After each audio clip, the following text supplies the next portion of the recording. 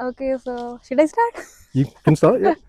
Okay, so hello everyone. So we are now in the middle of the river, or maybe on the banks, and now I will share with you some of the data that I have collected from here. So regarding the cross section, it's about 500-meter wide, and your depth is around 18 meters. And you can see there are like large batholiths of rock lying there, granitic rocks.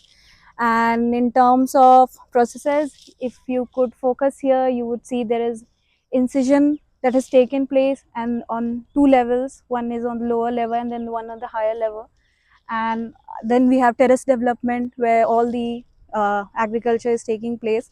And then I'll like switch to Professor Tooth and ask him what are his observation here. He could like enlighten us with his expertise. Well, I hope to enlighten. It's my first time here, so I'm just having, spent 10 or 15 minutes sort of gathering my thoughts. So it's interesting to hear you say you surveyed the cross sections here, which must have been a big job. Yeah, difficult job with, what was it, 15 metres of incision and 500 metres wide? Yes. So, yeah, essentially we've got an incised channel, a channel that's incised itself into the bedrock. And this is quite resistant bedrock. I mean, as we've said, it's granite. It's quite poorly jointed, actually. You know, the joints, both the vertical joints into the rock are many meters apart, and there are sub-horizontal joints as well, where sheets of rock are slowly peeling away, but that takes place over timescales of hundreds of thousands of years. So it does make you wonder how smallish channel can cut its way into rock that's as solid as this. But essentially, rivers are persistent things. They carry a sediment load and they carry the power of flowing water, and in combination, both of those factors can affect bedrock erosion. There's essentially two main processes by which bedrock rivers incise.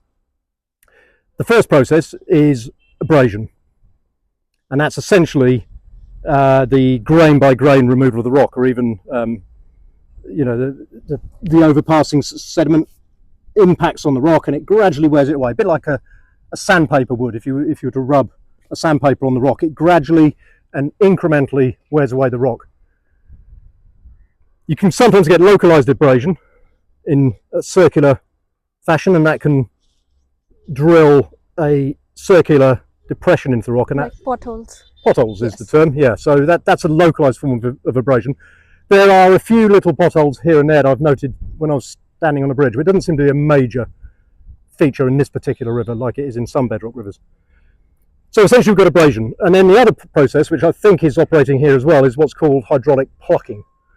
Now that's removal of whole blocks or slabs of rock, typically joint bounded or fracture bounded blocks of rock, which get ripped off by the lift and drag forces in high energy flows. So during the monsoon season, perhaps, or during a dam release, when large volumes of water are flowing down this channel, it's got enough energy to lift whole slabs of rock off. And that, exploits the joints and the fractures that I've talked about, both the vertical ones, but typically the sub-horizontal ones as well. And the products of that erosion are seen scattered on the banks of the river. So yeah, that's basically what I see. I don't know whether Anna Kritika or Vikrant or Manu's got any questions. Yeah, I will also add few more observations of the point. Yeah, I will also add few more observation.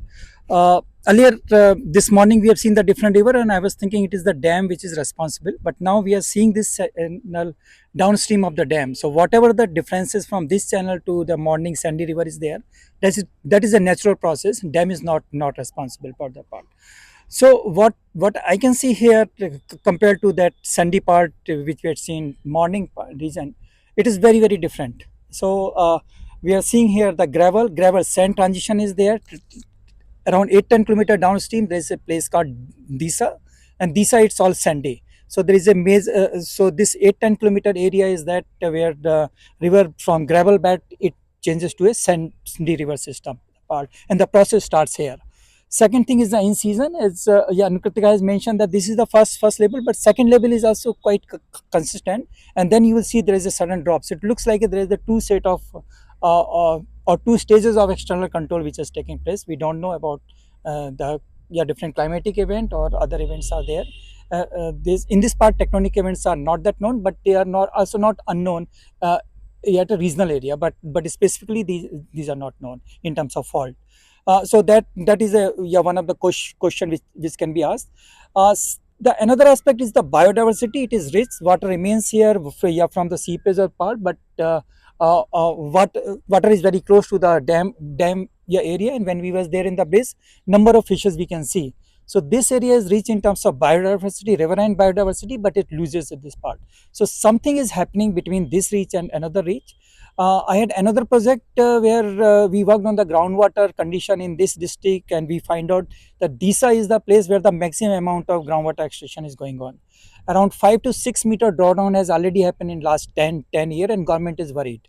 And that is related to the agriculture, and then this is the town which is the highest producer of the this potato crop, and which requires soil. So it is the agriculture or humans which is deriving the groundwater. Groundwater is going down, and again I am saying which I told today morning, that groundwater is playing a very important role in the geomorphic processes of this river system to make this bedrock, gravel, sandstone transition river, biodiversity river, rich river system to a very different kind river system, dry bed, sandy bed, and almost no biodiversity at that, almost no anything. So that is also one of the observations is there, and we have to see the different reaches in a basin scale perspective to know what are the anthropogenic control and what are the natural controls, and it provides a very interesting scenarios. Okay, thank you for that observation. And Manu, have you got any additional questions, or this is the first time, your first time here as well? Yeah, we are kind of running out of time in this video. Okay, we can stop and or restart. we can continue. And my not observations, but I have some questions that some lay person might ask. Right. Yeah. So first thing is the place that we are standing. There was time when river was flowing at this level, right? Okay. Yeah. I'm just asking. Yes. Yeah. Right now the river is down there. Okay. So 20 meters. 15. Yeah. Yeah. Yeah. So 20 meters down there. So what time scale we are talking about here? When for last time, just a ballpark figure, when the river might have been flowing here, Oof. seeing the different kind of geographic features and erosional features. Well, the water might still get up here during dam releases and floods. Mm-hmm. So it does still flow at this level. But I think what you're asking is when, what the Yes. layperson might ask is when This was the bed. the channel bed was last at this level, and I don't know. But it's a really interesting question to ponder. That 15 meters of incision into rock, how long would that take?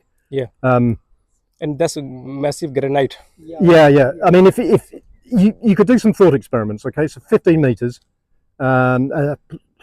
Let's pick a realistic rate of river incision, 1 millimeter a year.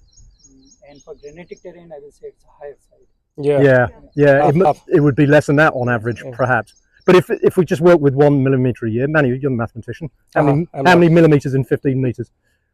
15,000. 15,000. So 15,000 years at that rate of incision. But if it's 10 times slower, it's 150,000 years, isn't it? So the range is quite high. I think essentially tens of thousands, if not hundreds of thousands of years ago, when the active riverbed would have been at this level. Yeah, in fact, it's a very interesting question. And what I think that I was also thinking in the perspective of the regional scale. We know about the Sabarmati river that incised 10,000 years back, but I think different rivers have incised at the different time period, and there's responses and the sensitivities are different. And a regional scale framework will provide a much better understanding of the part.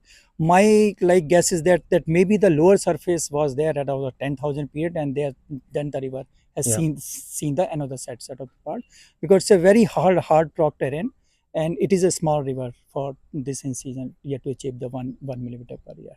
So these are all the guess part is thing, but at the regional scale, how this arid area responded to the climate change which are known to these regions, it's an interesting research story which is not known. That is Okay. Thank you. Thank you.